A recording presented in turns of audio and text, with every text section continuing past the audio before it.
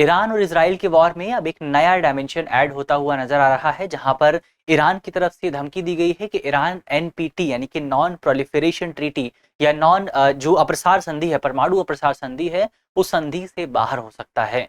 तो आज की इस वीडियो में हम इसी विषय पर बात करेंगे। सबसे पहले समझेंगे कि संधि क्या है, संधि और भारत का क्या संबंध रहा है। इसके अलावा अगर ईरान बाहर होता है तो क्या प्रभाव देखने को मिलेगा और क्या ईरान असल में बाहर हो सकता है और इसके क्या इम्प्लीकेशन आपको देखने को मिलेंगे। तो इसी नोट के साथ करते हैं वीडियो की शुरुआत। मेरा नाम है अक्षय और आपका स्वागत है दृश्याइस चैनल की इस नई वीडियो में। सबसे पहले आज एक सवाल देख लेते हैं, क्योंकि हम अपनी वीडियो हमेशा एक सवाल के साथ शुरू करते हैं। सवाल में आपसे पूछा गया है कि परमाणु अप्रसार संधि यानी कि नॉन प्रोलिफरेशन ट्रीटी के तहत कट ऑफ डेट जो है वो क्या निर्धारित की गई है। हमारे ऑप्शन है, ऑप्शन ए 1 जनवरी 1975, ऑप्शन बी 1 जनवरी 1976, ऑप्शन सी 1 जुलाई 1968 और ऑप्शन डी 31 दिसंबर 1970। तो इसका सही जवाब क्या है, कट ऑफ डेट क्या है, वो आपको जल्दी से कमेंट बॉक्स में बताना है। हम बढ़ते हैं आगे, बातचीत करते हैं। सबसे पहले हमारे सामने खबर क्या निकल करके आई है। तो खबर यदि आप देखें, बहुत सिंपल सी खबर है कि ईरान और इजराइल के बीच जो तनाव है वो तनाव लगातार बढ़ता जा रहा है और इस बढ़ते तनाव के बीच में ईरान की तरफ से परमाणु अप्रसार संधि से बाहर निकलने की प्रक्रिया जो है उस प्रक्रिया को शुरू कर दिया गया है। एनपीटी यानी नॉन प्रोलिफरेशन ट्रीटी से बाहर निकलने की जो प्रक्रिया है उस प्रक्रिया को शुरू कर दिया गया है। ईरान के विदेश मंत्रालय के प्रवक्ता इस्माइल बघाई ने इस बात की पुष्टि की है कि ईरान की जो संसद है वो एक विधेयक के मसौदे पर विचार कर रही है, जिस विधेयक के माध्यम से ईरान जो है वो नॉन प्रोलिफरेशन ट्रीटी से बाहर निकल आएगा।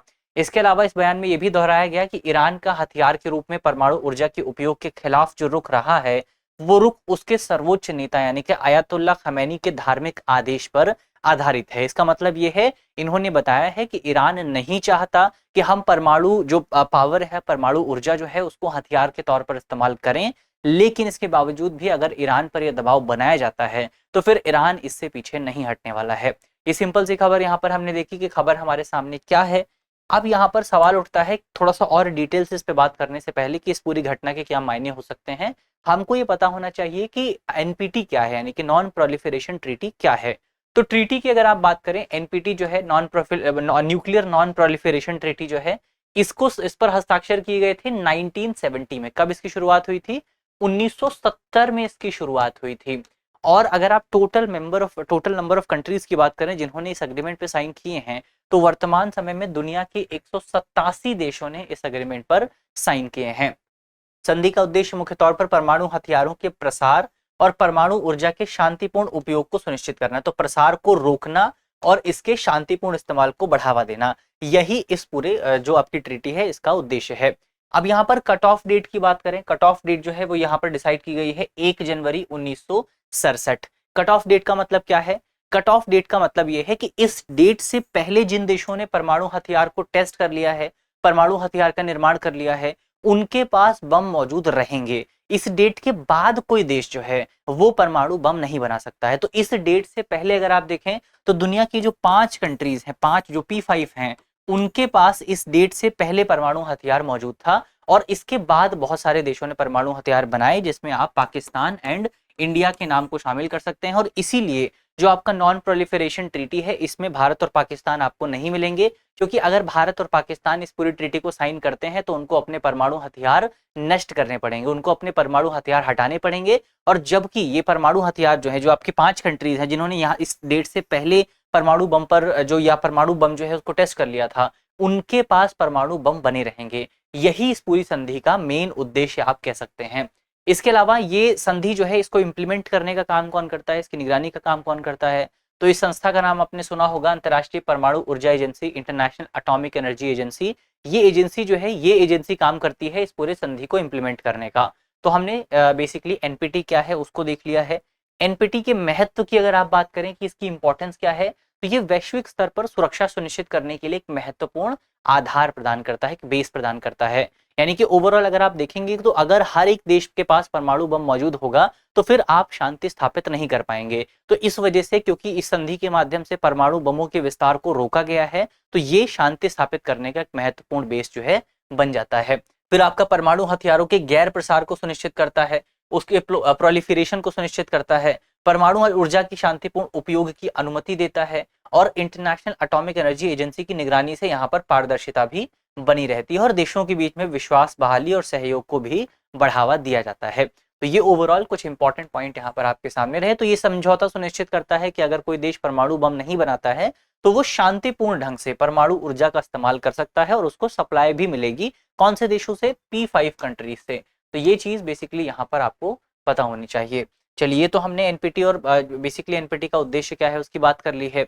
अब एनपीटी और भारत का क्या रिलेशन रहा है उसको अगर आप देखने की कोशिश करें तो हमने देखा था कि एनपीटी पर जो साइन किए गए थे 1970 में किए गए थे, लेकिन भारत ने अभी तक इस पूरे अग्रीमेंट पे साइन नहीं किया है। भारत के साथ साथ और भी देश हैं, जैसे पाकिस्तान ने इस पर साइन नहीं किया है, इजराइल ने इस पर साइन नहीं किया है, उत्तर कोरिया ने इस पर साइन नहीं किया है, साउथ सूडान ने इस पर साइन नहीं किया है।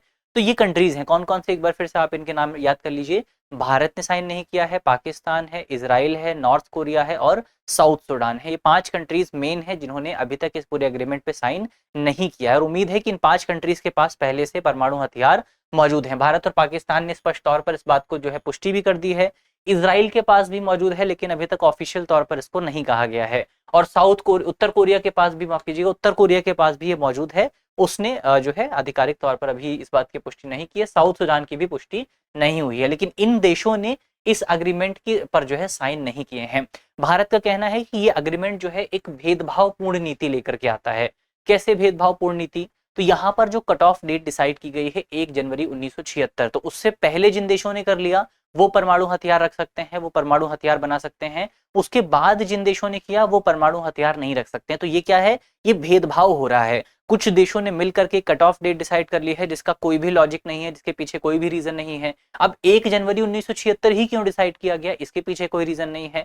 आपने 1990 क्यों नहीं डिसाइड किया, 1998 क्यों नहीं डिसाइड किया? तो इसके आधार पर भारत हमेशा से कहता रहा है कि इन 5 देशों ने मिलकर के दुनिया के अलग अलग देशों के लिए एक भेदभावपूर्ण नीति का निर्माण किया है। तो ये भारत का पक्ष रहा है। भारत की परमाणु पॉलिसी अगर आप देखें तो भारत की परमाणु पॉलिसी बहुत क्लियर रही है। भारत की परमाणु पॉलिसी रही है कि no first use against nuclear weapon countries. तो जिन देशों के पास न्यूक्लियर वेपन मौजूद है, यानी कि जैसे पाकिस्तान हो गया, चाहे वो आपका ऑफिशियल तरीके से हो चाहे अनऑफिशियल तरीके से हो, जो जिन देशों के पास परमाणु हथियार मौजूद है जैसे Pakistan, China, Israel, America, France, तो ये जो देश हैं जिनके पास पहले से हथियार है, इन देशों के खिलाफ भारत नो फर्स्ट यूज की पॉलिसी लेकर के आता है। यानी कि भारत इनके खिलाफ परमाणु हथियार इस्तेमाल करेगा, तब तक नहीं करेगा जब तक कि ये भारत पर अटैक नहीं करते हैं। और जिन देशों के पास परमाणु हथियार नहीं है उन देशों के खिलाफ भारत जो है कभी भी परमाणु हथियार इस्तेमाल नहीं करेगा। No use against non NWS, non जो आपकी न्यूक्लियर वेपन स्टेट्स हैं उनके खिलाफ भारत कभी भी परमाणु हथियार का इस्तेमाल नहीं करेगा। तो ये 2 पक्ष आपको भारत की परमाणु पॉलिसी में याद रखने हैं कि जिनके पास हथियार है उनके खिलाफ हमारी नो फर्स्ट यूज पॉलिसी है, जिनके पास हथियार नहीं है उनके खिलाफ हम कभी भी परमाणु बम का इस्तेमाल नहीं करेंगे। तो ये कुछ इंपॉर्टेंट एस्पेक्ट जो है भारत की परमाणु नीति के आप देख सकते हैं। अब सवाल यहाँ पर ये उठता है कि क्या ईरान इस पूरी पॉलिसी से बाहर हो सकता है? क्या इसके पीछे आपको क्या क्या पक्ष जो है वो नजर आते हैं?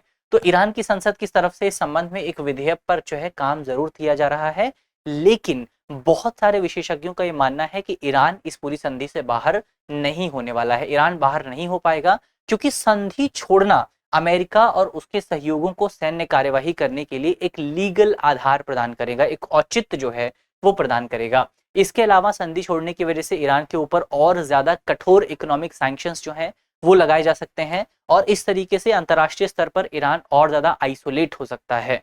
तो ये एक बड़ी समस्या है ईरान के सामने और इसीलिए कई जानकार ये मानते हैं कि ईरान इस संधि से बाहर नहीं होने वाला है। तो ये ओवरऑल कुछ इंपॉर्टेंट पॉइंट हमने इसके बारे में देखे। अब यदि मान लीजिए एक बार को ईरान बाहर हो जाता है, ईरान एक बार कोई बहुत बड़ा कदम उठा लेता है, तो इसके प्रभाव क्या होंगे, इसके कहाँ कहाँ इंप्लीकेशंस आपको देखने को मिलेंगे, उन पर अगर आप चर्चा करें तो सबसे पहले परमाणु हथियार निर्माण जो है ईरान खुले तौर पर कर पाएगा। अगर ईरान नॉन प्रोलिफरेशन या न्यूक्लियर नॉन प्रोलिफरेशन ट्रीटी से बाहर हो जाता है तो ईरान स्वतंत्र तौर पर परमाणु बम जो है या न्यूक्लियर बम जो है, न्यूक्लियर बम बना सकता है। ईरान को रोकने के लिए फिर कोई भी चीज जो है मौजूद नहीं है। दूसरा, इजराइल की प्रतिक्रिया आपको देखने को मिलेगी। इजराइल जो है फिर वो ईरान के परमाणु ठिकानों पर और ज्यादा अटैक करेगा क्योंकि फिर तो यह आधिकारिक तौर पर क्लियर हो जाएगा कि ईरान परमाणु हथियार बना रहा है। तो इजराइल की प्रतिक्रिया आपको देखने को मिलेगी। अन्य देशों की प्रतिक्रिया भी आएगी, जैसे आपका सऊदी अरब हो गया, यूएई है, मिस्र है, ये देश भी अपने परमाणु कार्यक्रम की घोषणा कर सकते हैं। ईरान के साथ साथ इन देशों में भी परमाणु हथियार जो हैं वो बनाए जा सकते हैं। फिर एनपीटी जो है यानी कि नॉन प्रोलिफरेशन ट्रीटी जो है, इसकी गुडविल पर भी प्रभाव पड़ेगा। ये सवाल उठाए जाएंगे कि अब नॉन प्रोलिफरेशन ट्रीटी अब बिल्कुल भी जो है आप कह सकते हैं इफेक्टिव नहीं रह गई है, तो उसकी इफेक्टिवनेस पर, उसकी कुशलता पर भी सवाल उठाए जा सकते हैं। ये भी एक इंपॉर्टेंट एस्पेक्ट आपको देखने को मिलेगा। और भी देश जो हैं वो इसको छोड़ सकते हैं। अगर ईरान छोड़ता है तो और भी देश इस पूरी संधि से बाहर हो सकते हैं। इसके अलावा इंटरनेशनल एटॉमिक एनर्जी एजेंसी का जो निरीक्षण है, जो उसकी जांच है, वो जांच भी बेसिकली यहाँ पर प्रभावित हो सकती है और हो सकता है कि आपका ये जो बेसिकली अंतर्राष्ट्रीय निगरानी है वो भी समाप्त हो जाए। इसके अलावा चीन और रूस की भूमिका जो है वो भी यहाँ पर आपको देखने को मिलेगी, जो कड़े प्रतिबंधों का विरोध कर सकते हैं दोनों देश, जिसकी वजह से वैश्विक असहमति जो है एनपीटी को लेकर के वो और ज्यादा कमजोर हो सकती है। तो ये कुछ प्रभाव यहाँ पर आपको देखने को मिलेंगे। अब प्रभाव हमने देख लिए हैं, अंत में आगे की राह क्या हो सकती है उसको थोड़ा सा अगर आप डिस्कस करें तो सबसे पहले कूटनीतिक वार्ता काफी इंपॉर्टेंट है। अंतर्राष्ट्रीय समुदाय को कूटनीतिक प्रयासों को और ज्यादा तेज करने की कोशिश करनी चाहिए, ताकि ईरान और इजराइल के बीच में जो विवाद बना हुआ है उस विवाद को जल्द से जल्द सुलझाया जा सके और विवाद की वजह से जो लॉन्ग टर्म इम्पैक्ट आपको देखने को मिलेगा उसको टाला जा सके। तो कूटनीतिक डिस्कशन या आप कह सकते हैं डिप्लोमेटिक डिस्कशन काफी इंपॉर्टेंट है। यूएन की भूमिका अगर आप देखें तो संयुक्त राष्ट्र सुरक्षा परिषद ईरान के पिछले मामलों की फिर से जांच कर सकती है। तो इस तरीके से थोड़ा सा और ईरान को मोबिलाइज करने की जरूरत है, ईरान को थोड़ा सा जो है आप कह सकते हैं उस पर दबाव बनाने की जरूरत है, इजराइल पर भी दबाव बनाने की जरूरत है ताकि सिचुएशन को कंट्रोल किया जा सके। इसके अलावा चीन और रूस की मदद ली जा सकती है ताकि जो आपके ईरान है, इजराइल है, इन पर दबाव बनाया जा सके। ईरान की आर्थिक स्थिति अगर आप देखें तो किसी भी उग्र कदम से उसकी अर्थव्यवस्था और अधिक संकट में जा सकती है। तो ईरान को भी इस बात को समझना चाहिए कि अगर वो कोई भी बड़ा कदम उठाता है तो पहले से ही ईरान बहुत ज्यादा आइसोलेशन का सामना कर रहा है अंतर्राष्ट्रीय स्तर पर, और ये घटनाक्रम, ये जो तमाम इवेंट्स हैं, ये ईरान की इकोनॉमी को और ज्यादा नुकसान पहुंचा सकते हैं। इसके अलावा सैन्य कार्यवाही की आशंका अगर आप देखें तो अमेरिका, इजराइल और यूरोपीय देशों को सैन्य हस्तक्षेप बेसिकली यहाँ पर अगर ईरान इससे बाहर होता है तो एक रीजन मिल जाएगा, और ईरान को ये रीजन नहीं देना चाहिए। तो ये ओवरऑल कुछ इंपॉर्टेंट पॉइंट यहाँ पर हमने आगे की राह के तौर पर देखे। अब अंत में एक जो करंट अफेयर का सवाल आपके लिए है, इस सवाल का जवाब आपको देना है। तो सवाल में आपसे पूछा गया था कि परमाणु अप्रसार संधि की कट ऑफ डेट क्या है। ऑप्शन आपके सामने है, इसका सही जवाब आप कमेंट बॉक्स में बताएंगे। तो इसी नोट के साथ करते हैं आज की अपनी वीडियो को समाप्त। उम्मीद है कि इस वीडियो में हमने जितने भी इंपॉर्टेंट टॉपिक डिस्कस किए हैं वो पॉइंट्स आपको समझ में आए होंगे। अगर आपको वीडियो अच्छी लगी है तो वीडियो को लाइक कीजिएगा, शेयर कीजिएगा अपने दोस्तों के साथ, अपने साथियों के साथ। मिलते हैं आपसे अगली वीडियो में, तब तक के लिए अपना ख्याल रखिए, ध्यान रखिए, पढ़ते रहिए। धन्यवाद।